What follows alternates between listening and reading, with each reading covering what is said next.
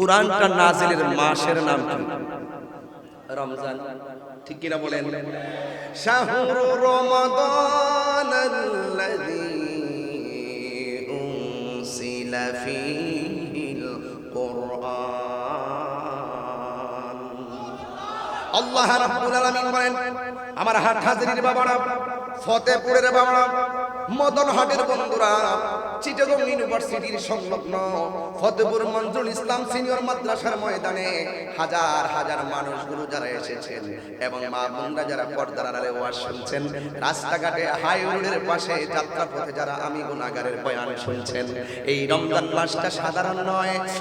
যুবক ভাইরা আমার, এই রমজান মাসে আল্লাহ রাব্বুল আলামিন কোরআনটাকে নাজিল করেছেন।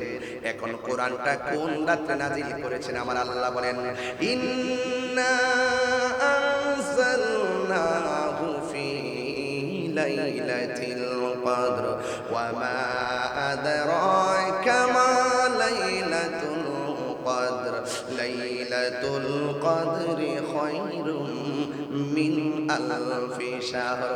নিশ্চয়ই আমি কোরআনকে রমজান মাস নাজিল করেছি, আমি কোরআনকে লাইলাতুল কদরের রাতে নাজিল করেছি।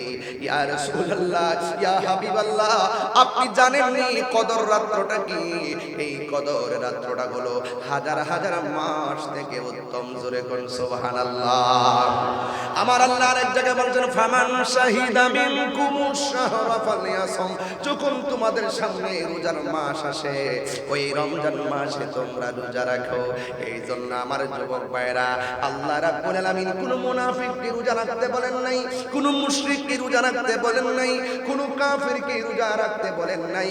আল্লাহ রাব্বুল আলামিন কোরআনের মধ্যে বলে দিয়েছেন, ইয়া আইয়ুহাল্লাযীনা আমানু কুতিবা আলাইকুমুস সিয়াম কামা কুতিবা আলাল্লাযীনা মিন ক্বাবলিকুম লাআল্লাকুম তাত্তাকুন। আল্লাহু আকবার। আল্লাহ রাব্বুল আলামিন বলেন, হে ঈমানদারগণ, তোমাদের উপরে রোজা ফরজ করা হয়েছে, সাওম ফরজ করা হয়েছে, যেমনি ভাবে তোমাদের পূর্ববর্তীগণের উপরে রোজা ফরজ করা হয়েছিল। এখনো তো এমন একটা সময় আসতেছে, আজকে যারা হাটহাজারীতে বসবাস করেন, প্রত্যেকটা দিন যখন বিগত দিনে সেহরির টাইম হতো, সেহরির টাইমে একটা কলিং বিল আমার কানের মধ্যে বাজতো, একটা রিংটোন আমার কানের মধ্যে বাজতো।